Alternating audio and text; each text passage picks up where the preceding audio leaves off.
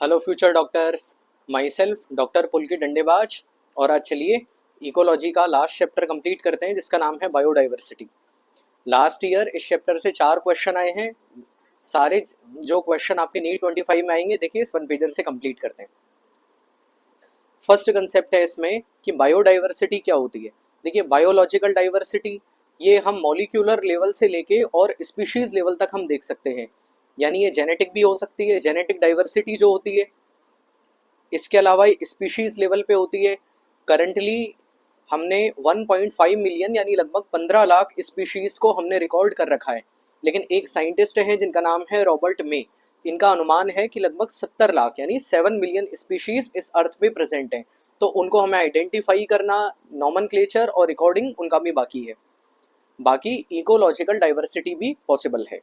अब चलिए हमारा अगला टॉपिक है कि बायोडाइवर्सिटी के क्या क्या पैटर्न्स पॉसिबल हैं। देखिए फर्स्ट पैटर्न का नाम है लेटिट्यूडनल पैटर्न। आपने अगर बचपन में अपनी ज्योग्राफी की क्लास में पढ़ा होगा कि सेंटर में इक्वेटर होता है और ट्रॉपिक ऑफ कैंसर होती है, ट्रॉपिक ऑफ कैप्रिकॉर्न होता है।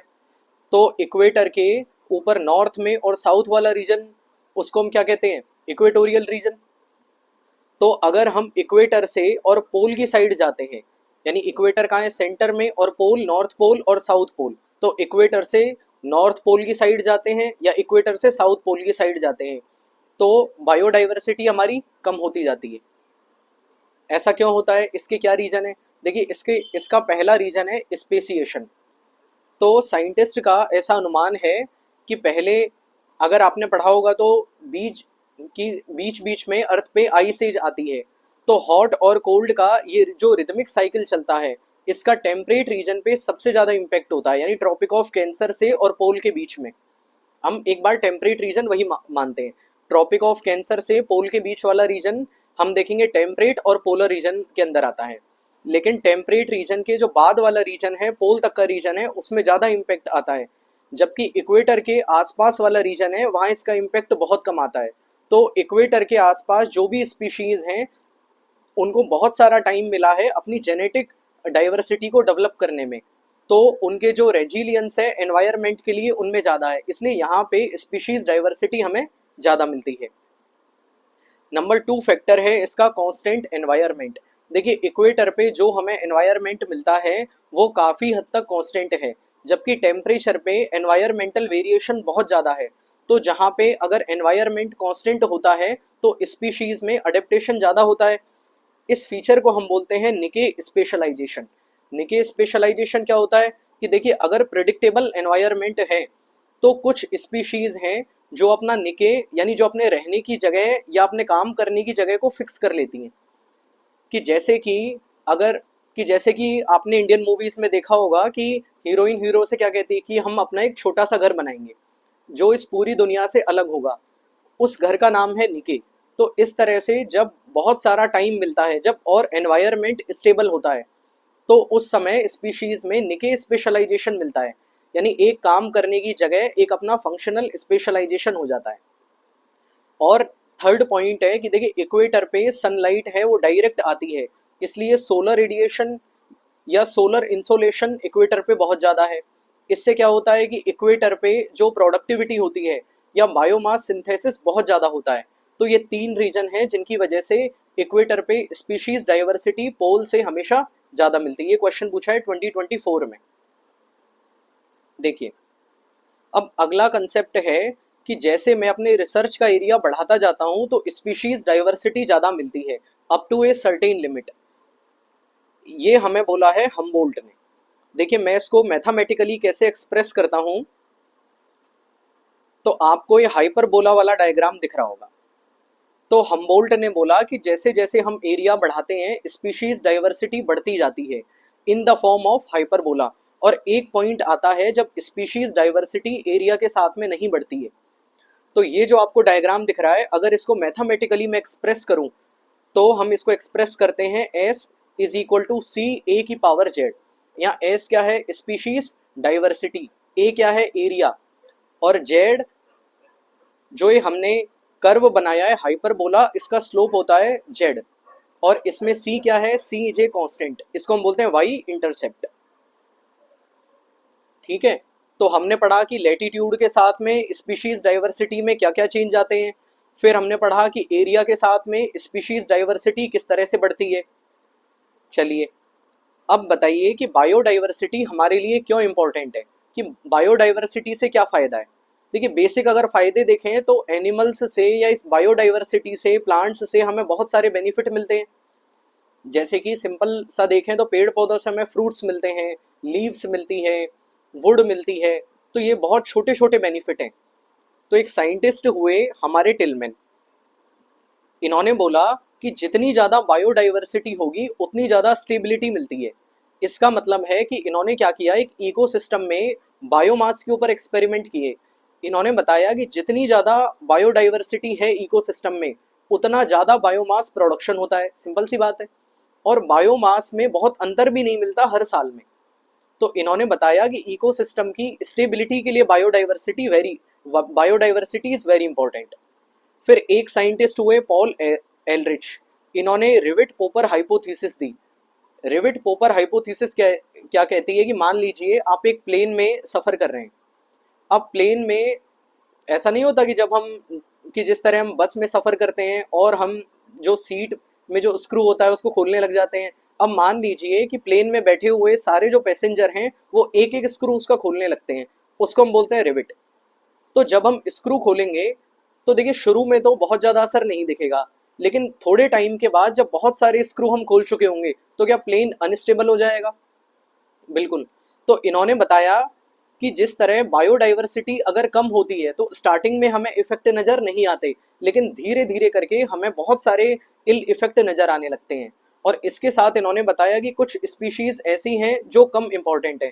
मान लीजिए आप सीट का स्क्रू खोल रहे हैं, तो सीट का स्क्रू जब आप खोलते हैं उससे प्लेन पे बहुत असर नहीं पड़ेगा, लेकिन आप विंग का स्क्रू खोलेंगे तो बहुत ज़्यादा इफेक्ट आपको देखने को मिलेगा। तो ये बोला पॉल एलरिच ने रिविट पोपर हाइपोथेसिस में।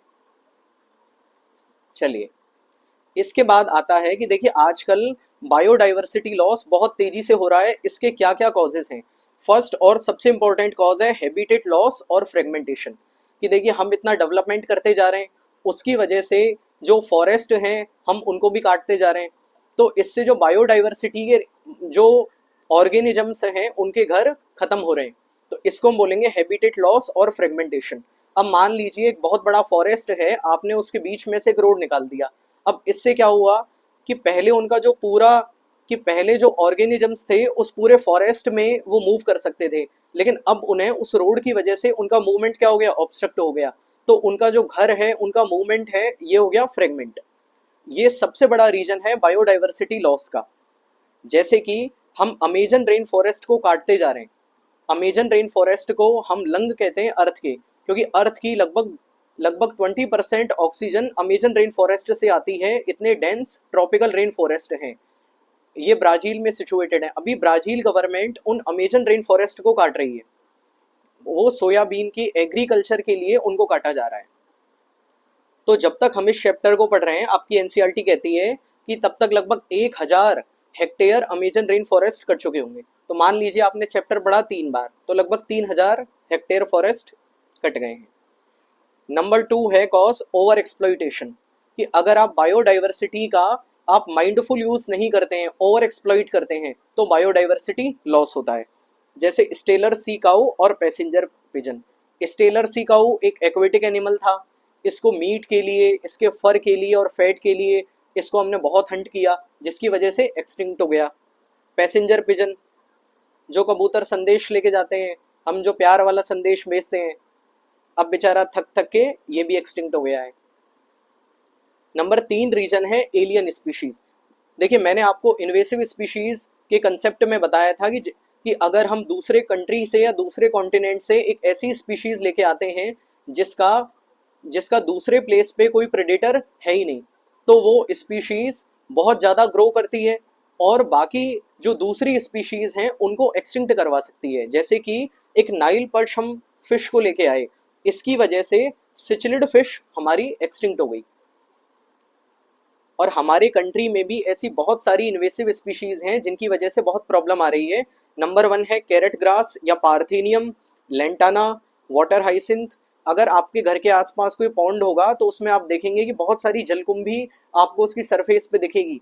इसकी वजह से वहाँ और प्लांट ग्रो भी नहीं कर पाते और उस पॉन्ड के सारे जो ऑर्गेनिजम्स हैं उनकी भी डेथ होने लगती है। तो ये वाटर हाइसिंथ, ये जलकुंभी का पौधा है और ये भी इन्वेसिव स्पीशीज है। सेम अफ्रीकन कैटफिश, इसको आजकल एक्वेरियम में बहुत यूज कर रहे हैं और साइंटिस्ट का, इकोलॉजिस्ट का कहना है कि इसकी वजह से भी बाद में बायोडाइवर्सिटी लॉस हो सकता है। और नंबर 4 रीजन है को एक्सटिंक्शन, कि देखिए अगर कोई दो स्पीशीज में म्यूचुअल रिलेशनशिप है, सिम्बायोसिस है, उनमें से एक स्पीशीज एक्सटिंक्ट हो गई तो दूसरी स्पीशीज अपने आप एक्सटिंक्ट हो जाएगी। ये कहता है को एक्सटिंक्शन। चलिए लास्ट छोटा सा टॉपिक है बायोडाइवर्सिटी कंजर्वेशन।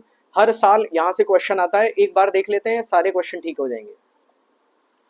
दो तरह का बायोडाइवर्सिटी का कंजर्वेशन कर सकते हैं। नंबर 1 होता है इन सीटू और नंबर 2 है ex situ. In situ conservation क्या होता है? देखिए केवल बायोडाइवर्सिटी नहीं, अगर हम पूरे इकोसिस्टम का कंजर्वेशन करते हैं इसको हम बोलते हैं इन सीटू कंजर्वेशन। यानी बायोडाइवर्सिटी नेचुरली जहां रह रही है उस पूरे प्लेस को कंजर्व करते हैं इन सीटू कंजर्वेशन में। जैसे कि बायोडाइवर्सिटी हॉटस्पॉट्स हैं, तो हमने इस पूरे वर्ल्ड के अंदर बहुत सारे बायोडाइवर्सिटी हॉटस्पॉट्स को हमने चिन्हित किया हुआ है और उनके कंजर्वेशन के लिए गवर्नमेंट्स एफर्ट लगाती हैं। जैसे ग्लोबली 34 बायोडाइवर्सिटी हॉटस्पॉट्स हैं, शुरुआत में 25 थे और अभी 9 ऐड किए। देखिए एनसीईआरटी का डेटा है 34 का, लेकिन करंटली वैसे 36 हॉटस्पॉट्स हैं। इन 34 में से इंडिया में है 3, वेस्टर्न घाट, इंडो बर्मा और हिमालय। इसके अलावा बाकी तरीके हैं बायोस्फीयर रिजर्व, नेशनल पार्क और वाइल्ड लाइफ सेंचुरी। अब बहुत सारे नेशनल पार्क और wild life sanctuary daily newspaper में और न्यूज़ में चलते हैं, इनके बारे में देख सकते हैं। फिर एक बहुत स्पेशल इन सीटू कंजर्वेशन का तरीका है सेक्रेड ग्रूव। देखिए राजस्थान में कुछ समय पहले एक प्रोटेस्ट चल रहा था कि गवर्नमेंट वहाँ पे, राजस्थान गवर्नमेंट एक फॉरेस्ट के एरिया को क्लियर करने के बारे में बात कर रही थी और पब्लिक प्रोटेस्ट कर रही थी कि ये सेक्रेड ग्रूव है।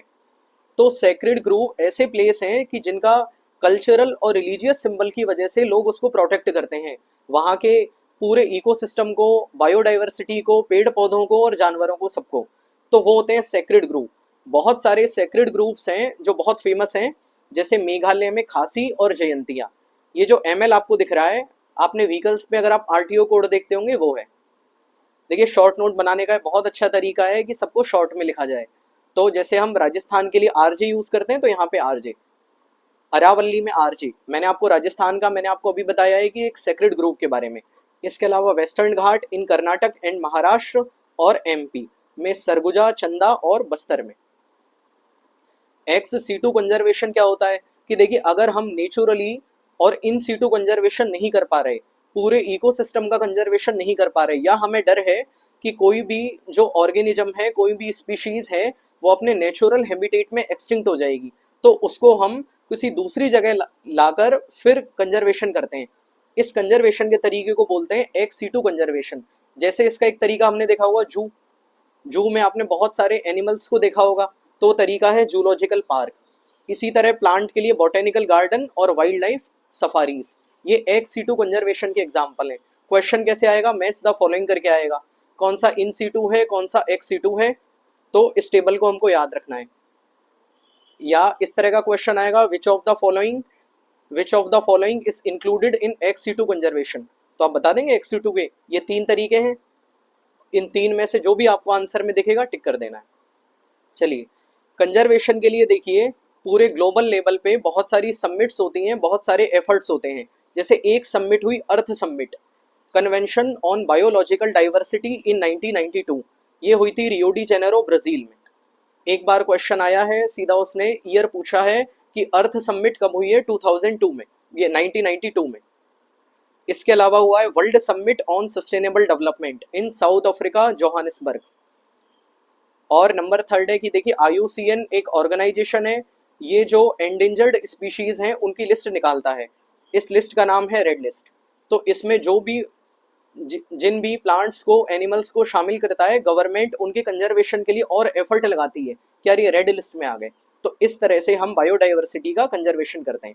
छोटा सा चैप्टर है, हमने कंप्लीट किया है। आज हमारी इकोलॉजी कंप्लीट होती है।